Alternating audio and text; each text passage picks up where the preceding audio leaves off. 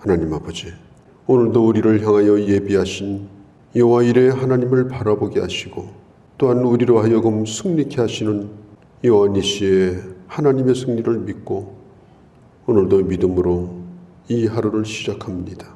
우리는 한 치 앞길도 알 수 없사오나 저희들의 미래를 아시는 주님, 지혜로 충만하신 주님, 우리의 잘못된 길을 막아주시고 그리고 우리의 약한 것을 강하게 하사 모든 것들을 믿음으로 감당하는 저희들 되게 하여 주시옵소서.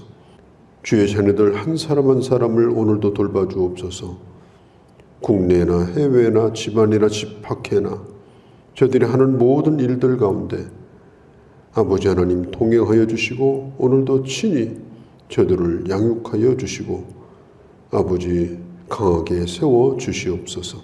하나님 아버지, 주님의 받은 사랑을 보답하는 마음으로 위로하며 사랑하며 주의 복음을 또한 증거하며 사는 저희들 되게 하여 주옵소서. 오늘도 주의 말씀을 저희가 듣습니다. 기록된 말씀을 통하여 주의 음성을 듣게 하시고 오늘도 종일토록 이 말씀이 생각나고 묵상되어지고 삶으로 응답하며 사는 귀한 은혜를 내려주옵소서. 우리 주 예수님의 이름으로 기도하옵나이다. 아멘. 마태복음 8장 24절에서 34절까지입니다. 8장을 읽어보면 베드로의 장모를 고치시고 그리고 나병을 고치시고 귀신을 떼어져 주시고 또 병자를 고치시고 이런 과정을 통해서 예수님이 어떤 분이냐, 예수님은 인간의 연약함을 담당하시는 분이다 라고 하는 걸 보여주고 있습니다. 저물었을 때에 갈릴리 호수 건너편으로 제자들과 함께 이제 건너가시고자 합니다. 자, 이 갈릴리 호수는 전체 둘레가 60km입니다. 긴 길이로는 12km. 그 다음에 짧은 폭으로는 약 한 8km 정도 되는 그런 호수입니다. 바다라고 하지만은 아주 큰 호수죠. 그리고 이 수면이 지중해 해면보다도, 그러니까 바다의 수면보다도 이 호수의 수면이 약 212m가 밑으로 내려가 있습니다. 그러니까 굉장히 이 물 수면이 깊은 거예요. 그리고 주변에는 이 산들이 둘러싸고 있고, 그래서 이제 낮에 덮여졌던 이 공기가 저녁에 차워지면서 저녁에는 산 아래로 이제 바람이 불어 내려옵니다. 이 갑자기 이 저녁에 이 풍랑이 치는 그런 특징을 가지고 있습니다. 이 바다라고 하는 것은 인간이 어떻게 할 수 없는 인간의 한계를 벗어난 강력한 힘, 강력한 능력, 그런 것을 우리가 이제 바다라고 표현을 합니다. 바다는 아무리 잔잔해도 이 바다를 바라보고 있으면 앞으로 어떻게 될지 모르는 그런 불확실성, 그런 엄청난 힘, 이런 것을 느끼게 됩니다. 요즘 같은 시대에도 끊임없이 이 해양사고가 납니다. 바다는 예전이나 지금이나 두려운 존재입니다.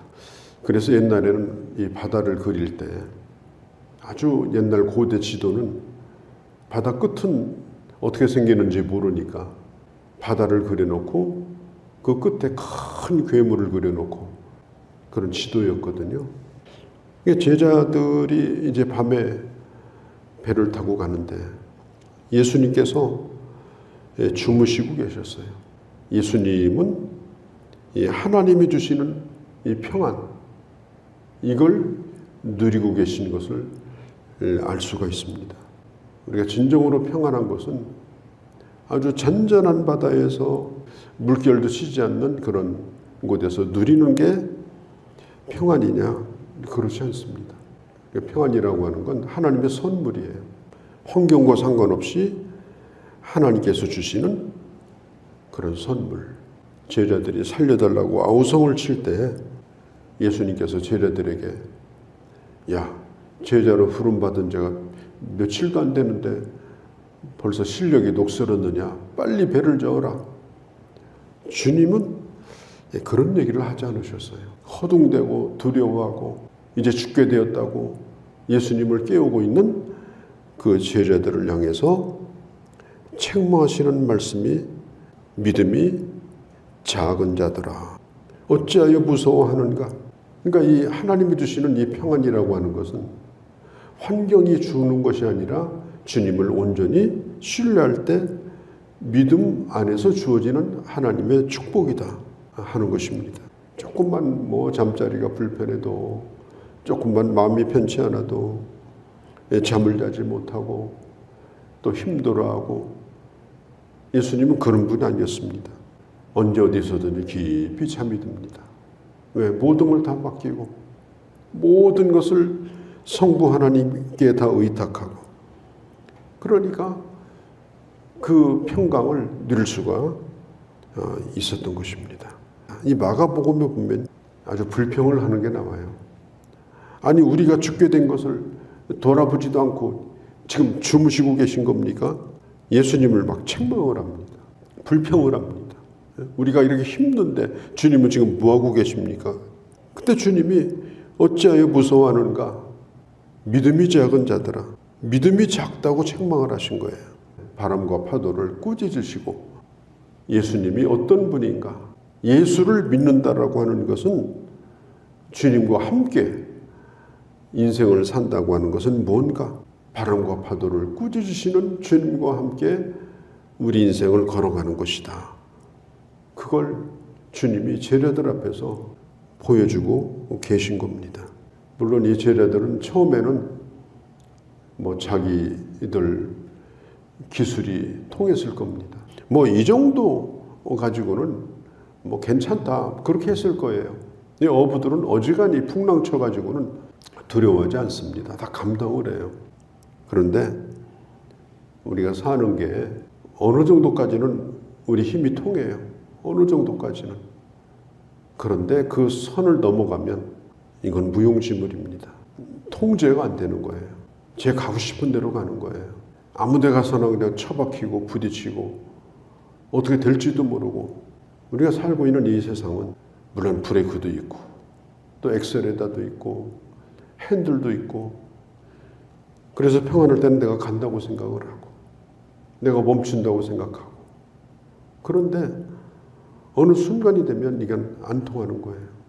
우리 경제적인 것도 그렇고 건강도 그렇고 우리 삶 자체가 그렇게 약한 겁니다. 우리가 교만할 일이 전혀 없어요. 우리가 최선을 다하지만 모든 것은 우리가 주님 앞에 맡길 수밖에 없는 그런 세상을 우리가 이게 살고 있는 것입니다. 우리 주님이 말씀하셔요. 이게 마가복음 4장에도 이 똑같은 말씀이 나오고 있는데 어찌하여 믿음이 없는가? 오늘 마태복음에는 믿음이 적은 자라고 했는데요.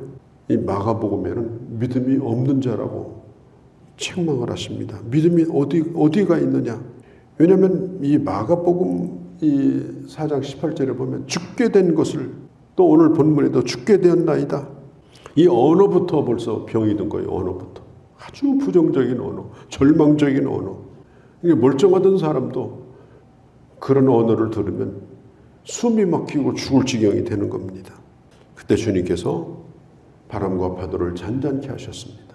그리고 제자들은 다시 한번 주님이 어떤 분인가를 알게 돼요.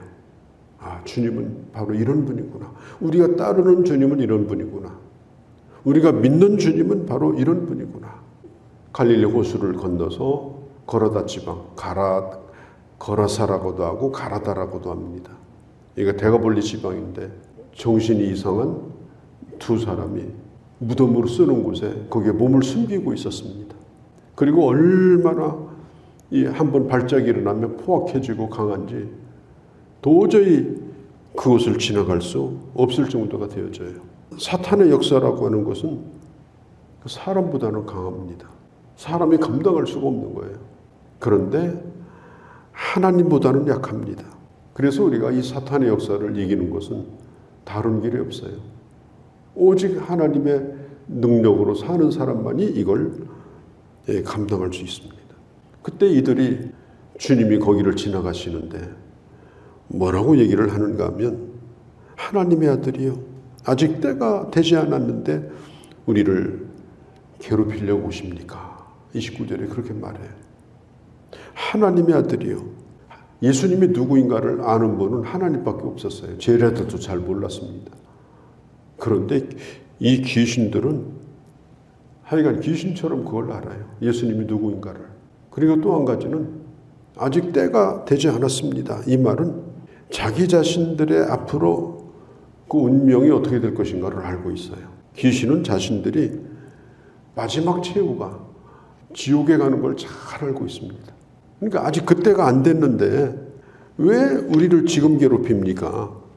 그때 지옥 가서 우리가 괴로움 당할 건데 왜 미리 괴롭힙니까? 이러면서 하소연을 하는 거예요. 자, 우리가 신앙생활을 하는 거, 이건 취미생활도 아니고 장난도 아닙니다. 영적 세계를 아는 사람은 이걸 잘 알고 있어요. 신앙생활은 영적 싸움입니다. 전쟁을 취미로 하는 사람도 없고요. 왜? 목숨이 달려있기 때문에. 그러니까 신앙생활도 마찬가지예요. 이건 영적 전쟁의 한복판에 우리가 지금 있는 거예요. 정말 치열하게 우리 주님의 그 능력을 믿고 주님과 함께 감당해야 되는 것이 바로 이게 신앙생활입니다. 사람보다 강하지만 하나님의 사람은 감당하지 못하기 때문에 우리가 하나님의 사람으로 살아야 되는 거예요. 근데 제일 불쌍한 사람이 누구냐면 이 마귀는 자기 때를 잘 알고 있어요. 그러니까 제일 불쌍한 사람이 누군가 하면 이 마귀에게 쏘가가지고 마귀의 종으로 살다가 지옥 가는 사람이 제일 불쌍한 거예요.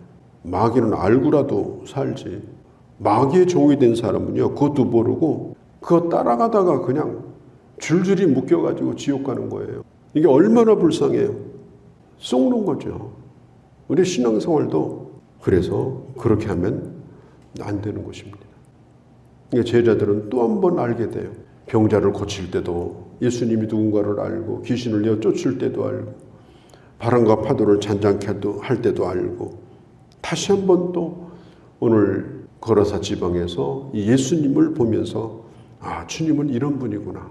예수님은 계속해서 자기가 누군가를 제자들에게 지금 보여주고 계신 거예요. 귀신 들린 두 사람이 우리로 하여금 저 돼지떼게로 들어가게 해달라고.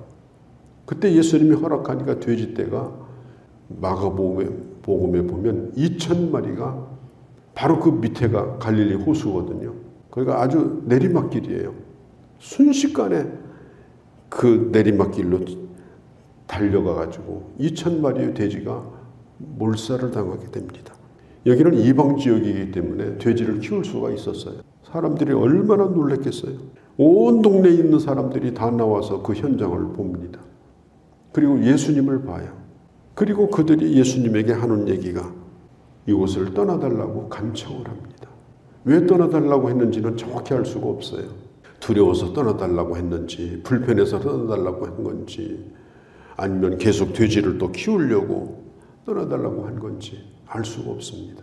예수님이 거기 계셔서는 안 된다고 생각을 한 것 같아요. 자, 우리가 살고 있는 삶의 현장, 오늘 내가 하고 있는 일들, 거기에 주님이 오신다면 주님을 대환영하겠는가? 아니면 주님 좀 불편하니까 좀 가 계세요. 우리가 할 일은 계속 하겠습니다. 그렇게 하겠는가? 오늘도 그런 생각을 하면서 오늘 하루를 살아가는 그런 주의 자녀들이 되어주시기를 바랍니다. 거룩하신 우리 아버지, 오늘도 여러 가지 제자들이 주님을 경험했던 말씀들을 나눴습니다. 예수님은 하나님의 아들이십니다.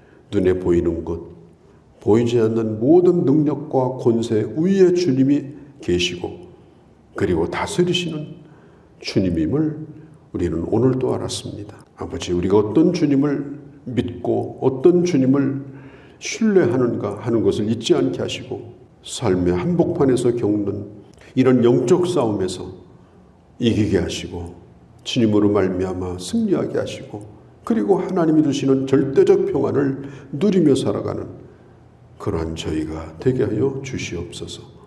이 하루도 주께 의탁합니다. 우리 주 예수님의 이름으로 기도하옵나이다. 아멘.